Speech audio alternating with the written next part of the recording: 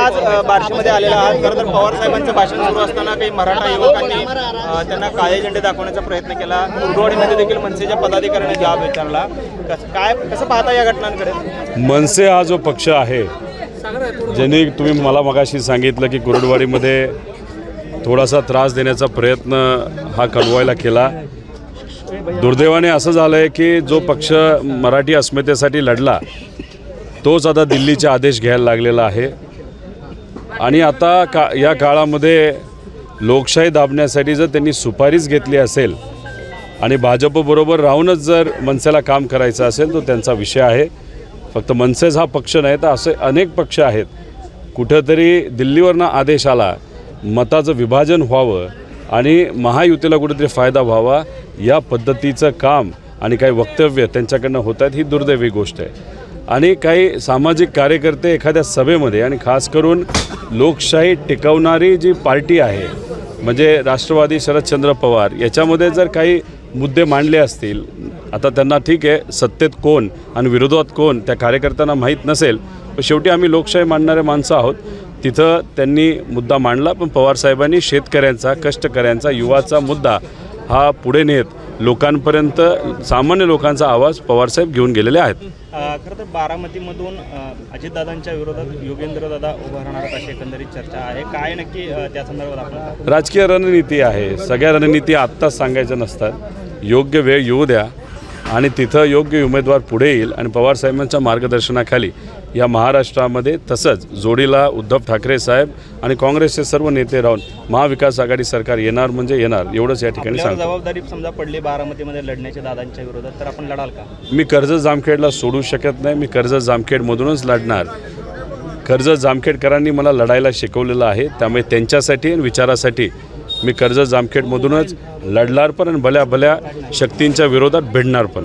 दादा, तुम्ही आता आरोप केला भाषणामध्ये की 200 कोटी रुपयाची एजन्सी जी आहे ती सांगते आणि गुलाबी रंग वापरला जातो, गाडीला दिला जातो, जॅकेट घातलं जातं, काय नक्की यामधलं आपलं? माझं एकच म्हणणं होतं की ठीक आहे तुम्ही गुलाबी रंग घाला, कुठला घालायचा घाला, तुम्हाला भविष्य सांगणाऱ्यांनी तो रंग घालण्यासाठी सांगितलं का एजन्सीला सांगितलं वेगळा प्रश्न। पण आता लोकांच्या डोळ्यामध्ये अश्रू येऊन जे काही डोळे त्यांचे लाल झालेले आहेत तर सामान्य लोकांच्या डोळ्याकडे थोडंसं बघा, त्यांच्या अडचणीकडे बघा। ठीक आहे एजन्सी मोठी असली, काय रणनीती ती एजन्सी करते त्या पद्धतीने काही नेते काही गोष्टी करत असले, पण आमचं मत आहे की जेव्हा तुम्ही दिल्लीला जाता त्याचा अभ्यास करावा लागेल। एक समजून घ्या हिडनबर्ग हा जो ही जी कंपनी आहे, हा जो रिपोर्ट आहे ते काय करतात की एखाद्या कंपनीवर ते जे शेअर कमी होतील या अनुषंगाने ते बेटिंग करतात आणि मग शेअर पडले की त्यांना त्याचा फायदा होतो। आता मी काय एखाद्या कंपनीच्या बाजूला बोलत नाही, पण माझं एकच म्हणणं आहे की जे काय आहे त्याची शहानिशा करा, JPC करा आणि मग योग्य असा निर्णय सरकारने तिथं करा।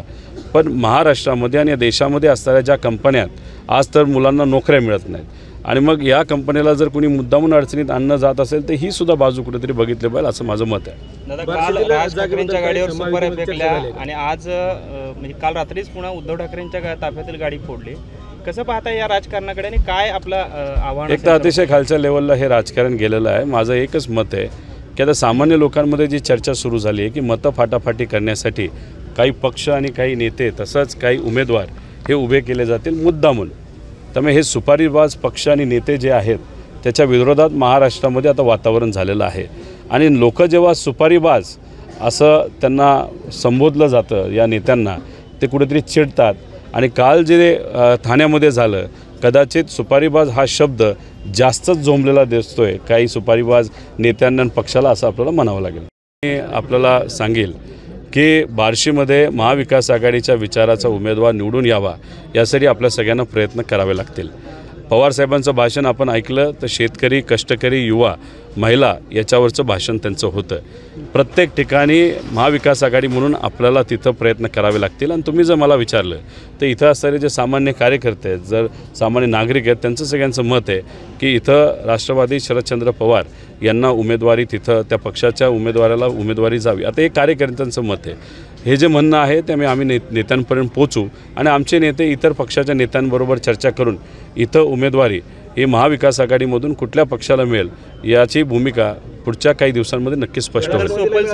गटात आहे, त्यामुळे रस्सीखेच होण्याची शक्यता पाहायला मिळते का? कारण आज उमेदवारी रस्सीखेच मागितलेले रस्सीखेच फक्त चर्चेसाठी आहे.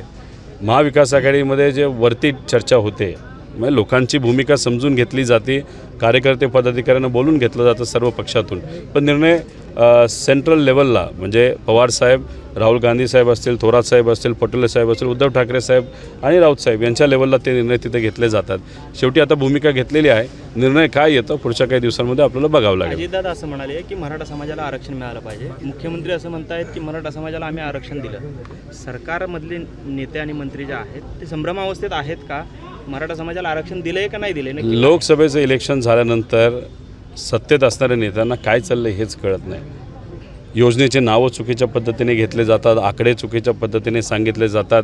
अजूनपर्यंत विमा लोकांना, शेतकऱ्याला मिळालेला नाही, दुष्काळ निधी मिळालेला नाही, युवांचे अनेक प्रश्न आहेत आणि याच्यातच आरक्षणाच्या बाबतीत हा मुद्दा काढतात. आता महायुतीला जर आरक्षण दिलं असेल तर दादांनासुद्धा माहिती आहे की सदावर्ते कोर्टात गेला आणि कोर्टात कुणी पाठवलं असेल तर देवेंद्र फडणवीसांनी पाठवलेलं आहे.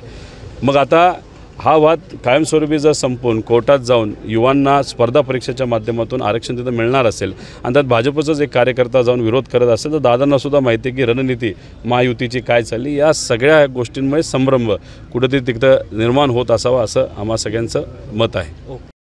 माझं एकच मत आहे की पक्षाची भूमिका हे नेते तिथं सांगत असतात, पण तुम्ही मला जर विचारलं, माझं प्रामाणिक मत आहे की कोर्टामध्ये टिकणारं आरक्षण आपल्याला पाहिजे.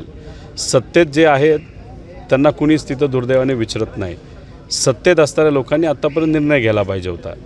आपण जास्तीत जास्त काँग्रेस राष्ट्रवादीचं सरकार जेव्हा होतं तेव्हा 16% आरक्षण आपण दिलं होतं.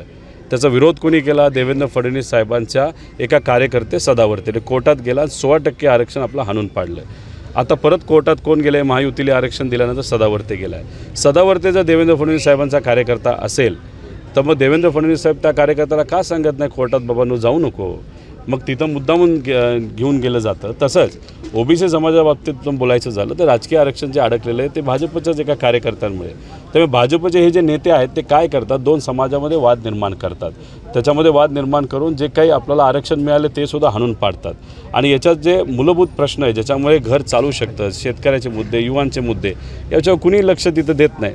त्यामुळे आमचं सगळ्यांचं मत एवढंच आहे की कोर्टात टिकणारं आरक्षण हे कुठल्याही सरकारने दिलंच पाहिजे, एवढंच आमचं मत आहे. दादा म्हणल्यानंतर त्यांची मागणी आहे की ओबीसी मधून तुम्ही भूमिका जाहीर करा, आपल्या पक्षात ते जाहीर करेल का? हे बघा, योग्य वेळ आल्यानंतर नक्कीच ती भूमिका आम्ही हे करू. पण माझं एकच मत आहे, तुम्ही समजून घ्या की भाजप आणि महायुतीचे जे सरकार आहे ते फक्त लोकांना आणि खास करून युवांना कुठेतरी गोंधळात टाकतं आहे. याच्या आधी एक बैठक झाली, त्याच्यामध्ये आदरणीय पवारसाहेबसुद्धा आले होते आरक्षणाच्या बाबतीत.